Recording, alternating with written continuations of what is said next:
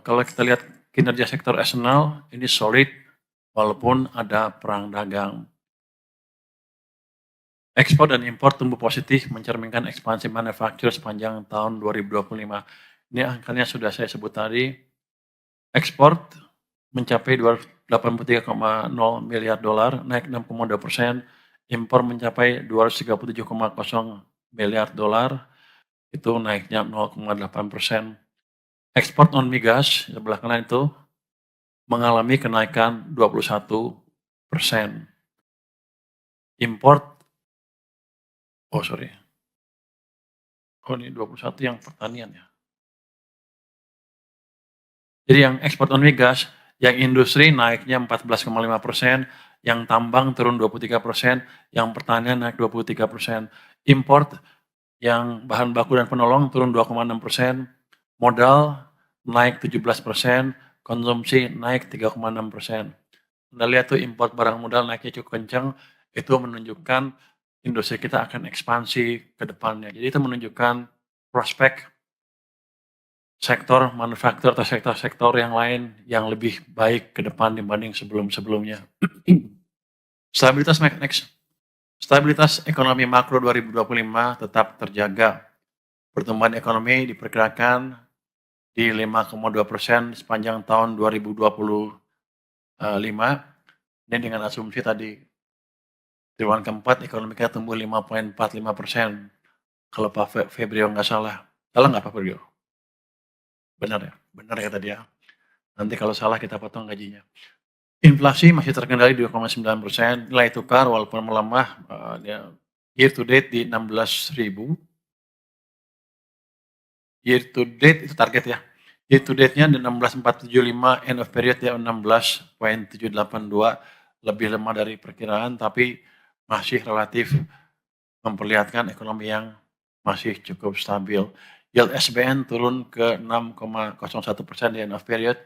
Harga minyak di 67,95 di bawah asumsi $82 per barrel. Itu juga yang menjelaskan kenapa income minyak kita turun. Lifting minyak di 577,6 ribu barrel per hari, di bawah target 605 ya. Lifting gas di bawah sedikit targetnya di 965,5 ribu barel minyak per hari atau 1.000 barel setara minyak per hari. Jadi ada meleset sana-sini tapi masih relatif terkendali. Artinya kalau statistik bilang masih di batas errornya lah. Kita masuk sedikit ke realisasi sementara APBN 2025. Ini gambaran yang terakhir. Dalam kondisi yang volatile di tahun 2025, APBN menjadi instrumen kebijakan yang antisipatif dan responsif menghadapi perkembangan dinamika global dan domestik. Kalau Anda lihat tuh, pendapatan negara itu mencapai 2.756,3 triliun rupiah. Ini hanya 91,7% dari APBN. Terus kalau lihat pendapatan perpajakannya, langsung di bawahnya penerimaan pajak hanya 1.917,6, ini hanya 87,6% dari APBN, dan kepabianan dan cukai 300,3, ini 99,6% dari target. PNBP mencapai 534,1 triliun, ini 104,0% dari target. Penerimaan hibah itu 4,3 triliun rupiah, ini 733,3% dari target. Sementara belanja negara, Anda lihat,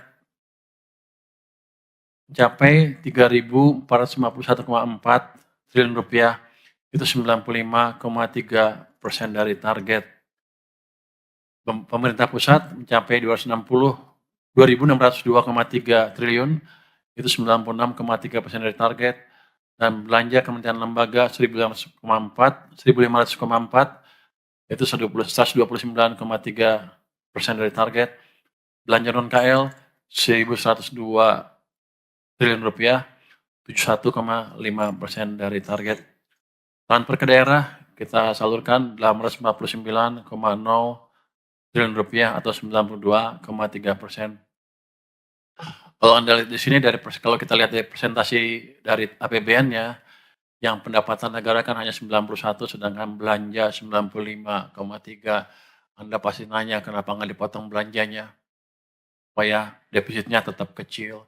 Tapi kita tahu kan ketika ekonomi kita sedang mengalami downturn, turun ke bawah, kita harus memberikan stimulus ke perekonomian.